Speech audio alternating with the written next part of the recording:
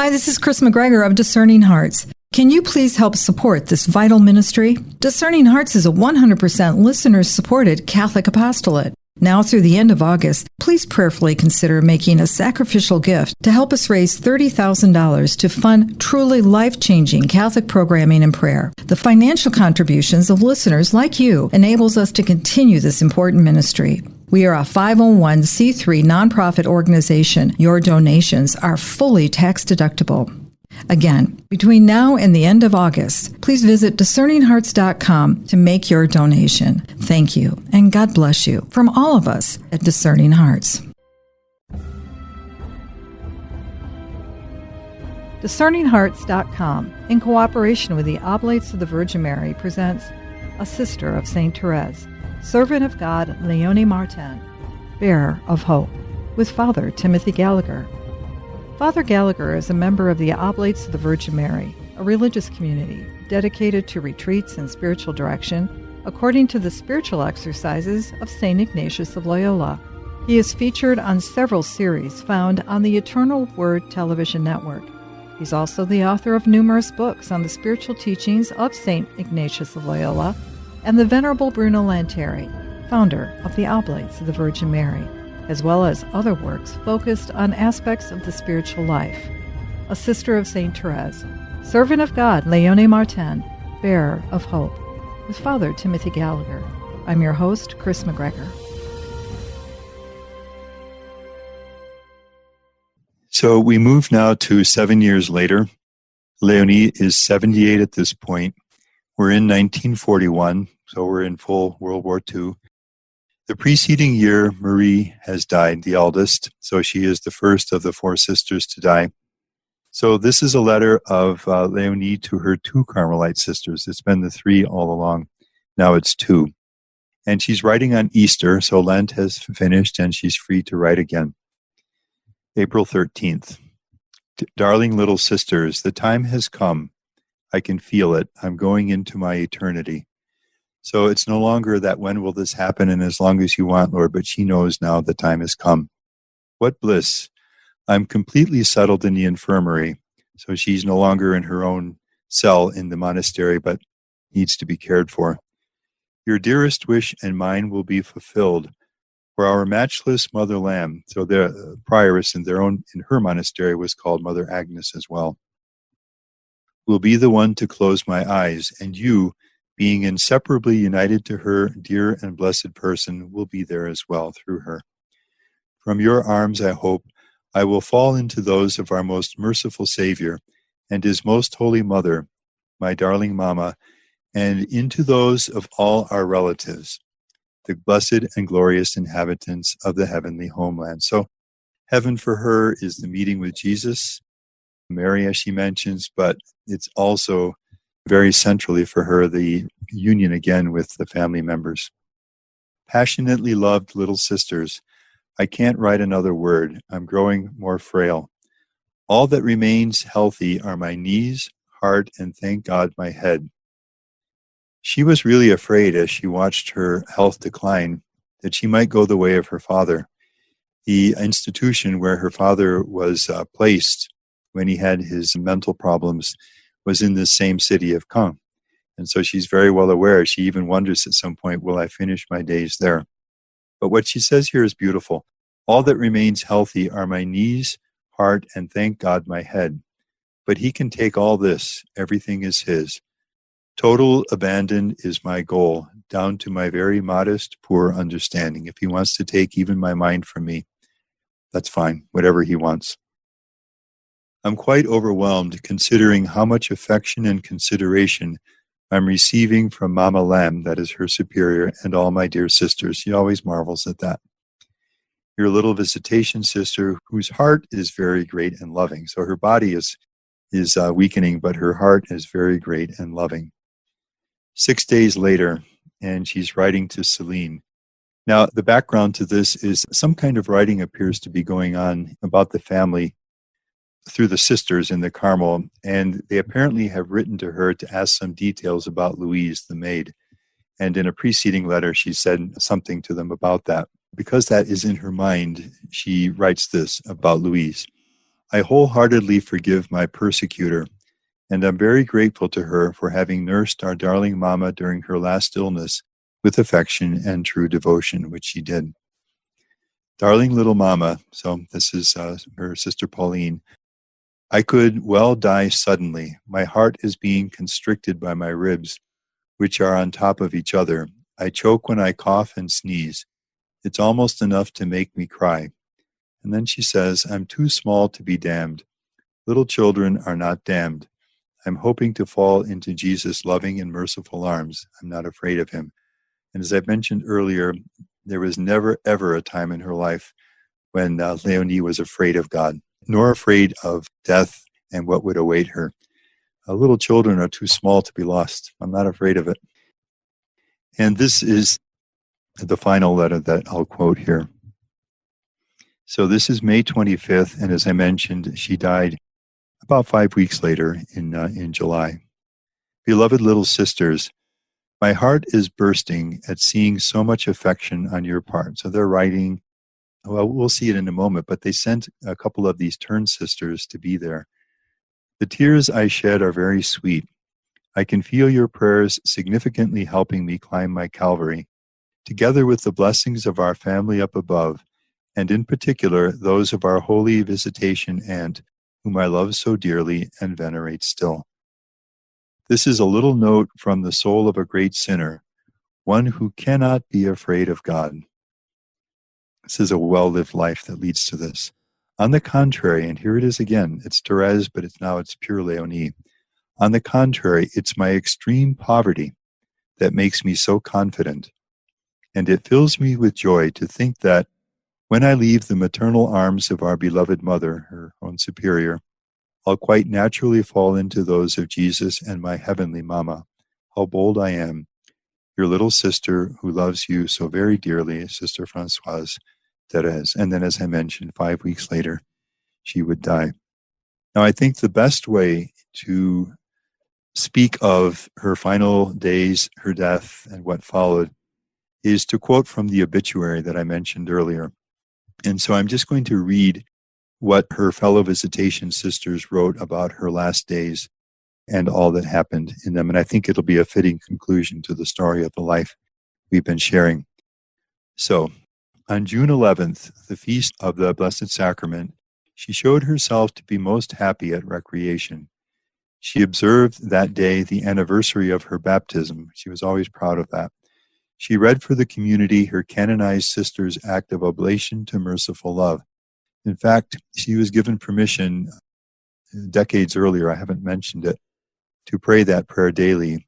For many years of her life, she prayed that prayer every day. She read this part of it, reciting, I cannot receive Holy Communion as often as I desire, because in Therese time they were not allowed to receive communion daily. But Lord, are you not all-powerful? Remain in me as in a tabernacle, and never separate yourself from your little host. She emphasized touchingly, without musing, without doubting, but firmly, that after that morning's communion would come the viaticum, so she expects that her death will be coming fairly quickly. On the following day, our courageous sister, and partly why I want to read this too is because now we see her through the eyes of her own sisters who lived with her, the Visitation sisters, and you see the affection for her. On the following day, our courageous sister began to rise very early, as was our custom, fearing that she would not be in time to receive her God. A few minutes later, her infirmarian came to help her dress, but instead found her unconscious. Our very honorable mother was immediately alerted and judged her condition to be grave. She alerted the chaplain to give her the last sacraments before celebrating Mass. The dear patient was unable in the subsequent hours to communicate to us her thoughts, since she had lost the power of speech, a great sacrifice for one of such an expansive nature. Two external sisters from the Carmel of Lisieux, so they've informed the sisters in Carmel, and as I say, this is a lovely thing. They send two of the sisters who can travel to be there for all of us, to be there, and then, of course, to later share all of this with the sisters in Carmel.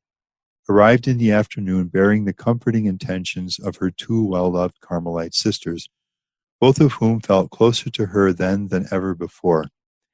Through this special privilege, we were able to receive them into our cloister, so they allowed these two externs to come in, thus giving our sister Françoise Thérèse the consolation of recognizing them and receiving their smiles one last time.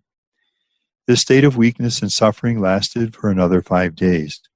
During this time, we surrounded her with prayers, and each evening the chaplain would come to renew the grace of holy absolution, staying to bless and preside in the recitation of the rosary prayed around the bed of our venerable infirm sister. Each morning after Holy Communion, our very Reverend Mother would come to Leonie's sickbed to finish her act of thanksgiving. That's a nice thing, you know.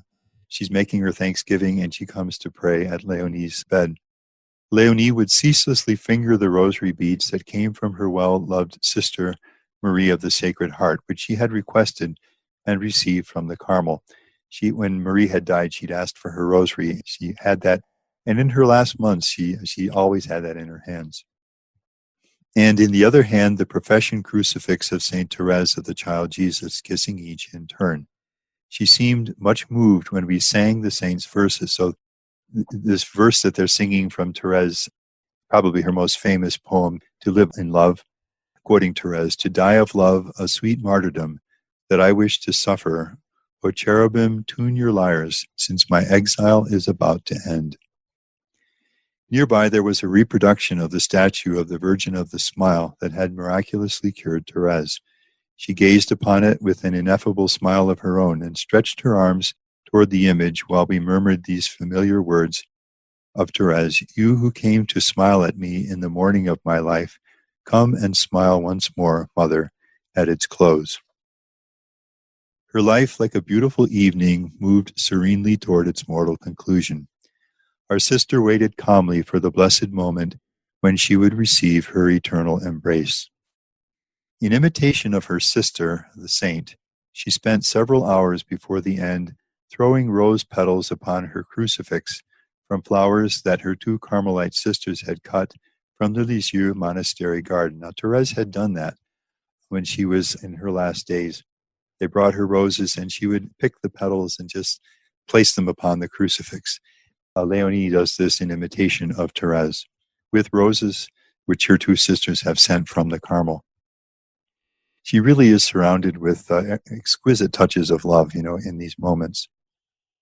On the evening of June 16th, Leonie visibly weakened, holding firmly in one hand her crucifix and rosary and a wax Agnus Dei in the other. Our very Reverend Mother and those sisters in attendance redoubled their prayers, invoking above all the Most Holy Virgin under her titles of Our Lady of Mount Carmel and Our Lady of the Visitation, Saint Therese of the Child Jesus and her blessed parents, all of whom could not fail to assist her in this supreme hour. A supernatural atmosphere was felt in the room when all of a sudden Leonie came out of the torpor which had absorbed her for the last several hours, and she bestowed a luminous smile upon our Mother Superior and the two beloved extern sisters from Carmel who knelt by the bedside. Very moved, our Mother blessed her one last time, and in the midst of tears embraced her in the name of Pauline and Celine. Then Leonie's eyes closed, and without the death rattle, and after a few audible sighs, she seemed to fall asleep in the arms of the Lord. The date was the anniversary of the apparition of the Sacred Heart to Margaret Mary. The Magnificat was the prayer that our Reverend Mother was inspired to say, which is a beautiful thing. You would expect the prayer, the De Profundis, the prayers for the dead, eternal rest grant unto them. But they're so convinced of how this life has been lived and ended that they sing the Magnificat. The Magnificat was the prayer that our Reverend Mother was inspired to say, feeling the need to thank God for the graces He had bestowed upon this humble and faithful soul. Beneath white roses, our dear Sister Françoise Thérèse appeared to reflect the peace and happiness of the eternal. She had a beautiful smile that we did not tire of contemplating. And then they conclude with a few words on her funeral and burial. On the Feast of the Sacred Heart, we had to forego the exposition of the Blessed Sacrament in order for our sister to be laid out in the chapel. This was done to accommodate the demands of the faithful who asked to have an opportunity to pray before her remains. Thousands came to join in the rosary recited. She's a sister of St. Therese. Rosary recited aloud by our pious chaplain. Many of the faithful asked that religious objects, flowers, and images be touched to the crucifix of St. Therese of the Child Jesus that remained in the hands of Leonie. Pilgrims from Lisieux had the consolation of arriving in time to view the remains of Leonie, which showed no signs of decomposition despite the summer heat. On Saturday, June 21st, 1941, Monsignor Germain, the director of pilgrimages in Lisieux, presided at her funeral, substituting for the Bishop of Caen, who was ill. 5 members of an order dedicated to St. Therese of the Child Jesus attended the Requiem Mass, preceded by a cortege of 29 priests. Surrounding the coffin, they formed a beautiful and priestly crown around our sister's remains. We then proceeded in procession to the burial of our venerable sister inside the interior crypt of the monastery.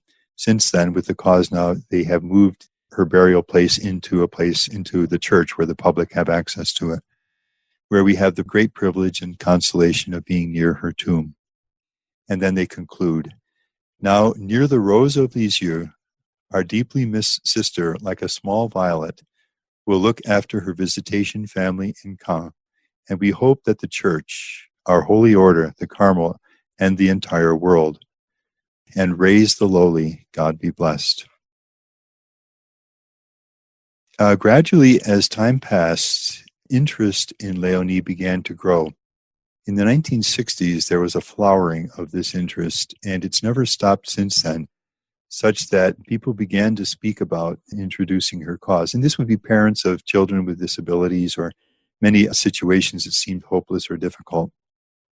Finally, in 2014, a priest went to the Visitation Sisters in Caen and asked that this process begin, and they accepted the request. And so the cause was begun in 2015. And all of the basic work of putting together the documentation has been done, and that's been sent to Rome. And that's where the cause rests now, where that will be examined if the Church judges on review of the extensive documentation put together that Leonie lived a life of heroic holiness. She'll be declared venerable. And then a first and second miracle would lead her to be beatified and canonized. Many graces, abundant graces, are already attributed to her intercession. But that's where things stand at this point. By way of conclusion, I would just like to cite the title of 2 books written on Leonie. And what I'm remarking on is something we've said already several times, just the astounding trajectory of transformation in this woman's life, from where she began to where she concluded. And it's a single person who lived both experiences. The first of these is a book in French by a Father Joël Guibert, and it's a spiritual retreat. So it's his reflections on Leonie in the form of a retreat that you can read through and pray through over a number of days. And his title is Leonie, so it's in French, Leonie, la faiblesse transfigurée. Leonie, la faiblesse transfigurée. So Leonie, weakness transfigured. I want to read it in French because the translation is clumsy. So I'm supposed to say it a little more elegantly in English. Leonie, a witness to weakness transformed. And I think that's an excellent summary of the entirety of her life and an excellent expression of the hope that she gives to every one of us, because that same transformation is available to every one of us. And then the other is just a little popular book in German on Leonie. There is actually a popular level book on Leonie in most commonly used theological languages today, but there's obviously much more yet to come. And this is written by a priest, a Father Klaus Peter Vossen. And his title is Léonie Martin. I'll read it in German and give the translation. Vom Problemkind. Now, Problemkind, you can hear problem, and Kind, child. From a problem child zur Hoffnungsträgerin. Hoffnung in German means hope, and Trägerin means bearer. So, Léonie Martin, from problem child to a bearer of hope. from problem child to one whose life gives hope to us all. And I think that's a fitting way to bring to conclusion our reflections, because that is finally what she offers to all of us, just a beautiful, lasting message of hope. Thank you so much, Father Gallagher, for bringing us the fullness of her life, because the way that you presented it to us is that it's the realization that we are not alone, and even in our struggles. For Leonie, she's surrounded by a family that has several saints, but in those early days, in that household that was so busy, with so much activity, with happiness and joy and struggles and pains and concerns and worries that were assaulting them from the world as well as from within. In some ways, you just never know who's in the house next to you. We all have a story. It's just that in a remarkable way, theirs was preserved for us. But we all have that fullness and those hidden violets and daisies and roses too. I mean, don't we? Yes, I think we have to say that if this can happen in the life of someone who was so humanly limited as Leonie, who of us can say that this can't happen in our lives as well? And the door to holiness is open in a way that can never be shut once we get familiar with Leonie's life. Just thinking as you say this, you touch something else that one of the commentators says about Leonie, that in a world in which we live, in which human dignity is stripped from so many people treated as, lesser and just a consumer society in the way that Pope Francis often speaks about it. And Leonie is a witness to the human dignity that every one of us has, to a person from whom that dignity could have easily been taken away and who could have easily surrendered it, and who found her dignity, who knew her worth as loved by the Lord, even as espoused to the Lord, as called to an eternity of joy. Leonie, because she is in human terms, and in a culture in which too often one person struggles over another person to rise to the top, she reveals to us the dignity that every one of us has. I think I said somewhere along the line, and I feel a little bit now as we conclude, you sort of hate to see this story end. Mm-hmm. Just to walk with her through this life is so nourishing and so encouraging in so many ways. Of course, the story is just beginning. Her eternal life is still in its very early stages, if we can apply categories of time to it. But as we go through it, a kind of longing awakens within you, a sense of possibilities, a realization that we don't have to settle for less, a realization that so much more lies before us. And again, it's my prayer, really, as we conclude, that she really be that bearer of hope for us that the title of the book just quoted. And I think she really is that. And may it continue in the church. The great cloud of witnesses that cheer her on, even at the age of 2, the novena that was said to St. Margaret Mary, she recovered. She was healed. That little 2-year-old. And the joy and the gratitude of the acknowledgement of the family that, look, we do believe God did do this. It wasn't tossed aside after they received it. There's this constant nurturing of the relationship, not only with God, but with all of the wonderful graces and personages that He places in our lives. And I find that really remarkable. The whole family in every aspect. And that's available to us, isn't it? The same gifts are right there with us right now. Yes, it's a striking witness to the spiritual resources and the difference that they can make. And those resources are available, as you say, to all of us. Faith, God, unceasing prayer from the heart, the way Zélie prays for Leonie, and then just the Eucharist, Mary. And the fact that these spiritual resources really make a difference. when we turn to them with faith, when we bring God into the process of healing and growth, so much more is possible than we would ever believe, which is kind of at the heart of Leonie's whole trajectory throughout her life. Who would have believed? She herself never ceased to marvel at it, as I say. So when we use the human tools, medicine, psychology as we need them, but then at the heart of it, we open ourselves to the power of the spiritual means that are available to us, then more can happen than we might ever dare to hope.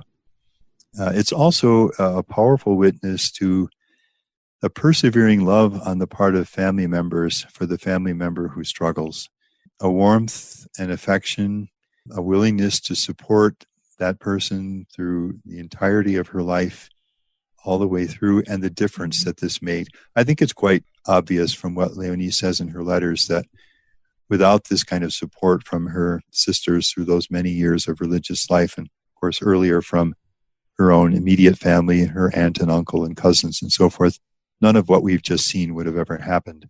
She's very, very aware of how much, after communion, it's your letters that are my greatest source of support and so on, which is, I think, an encouragement on the part of all of us to look with love and readiness to assist to the family members who are struggling or experiencing difficulties in any way.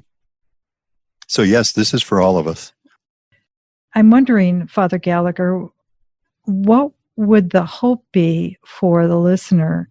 Yes, to get to know who Léonie Martin is, Sister Francoise Therese, but also how can they use her life and things that spoke to her and her lessons? How can it be transformed now as something, as spiritual food for the one who wants to engage in a relationship with her and with those teachings? Well, I think if a person's interest is awakened, then it would be good to do reading on her and use the resources that are available to learn more about her. In English at present, there's really only one biography, and it's a relatively short introduction into her life, and that's Léonie Martin, A Difficult Life, the sister of Saint Therese of Lisieux. And that's written by Marie Baudouin-Croix. So it's a translation from a book written in French. That would be a good place to start. And then if a person wants to pursue it further, at present, the next best resources are Leonie's letters. And you can find those in English in the archives of the Carmel of Lisieux. And a Google search for that, Archives of the Carmel of Lisieux, will bring up that website. And that's really fun to explore because there's a goldmine of written materials and a lot of very interesting photographs of all the people we've been citing, including a number of Leonie. And then to delve into that, in any way that one wishes. In English at present, I think those are the best resources. If I may say it, I think what we've done in these podcasts is to create another resource, which makes available a lot of material, which until now was not available, certainly not in any digital form, and some of it not even in English.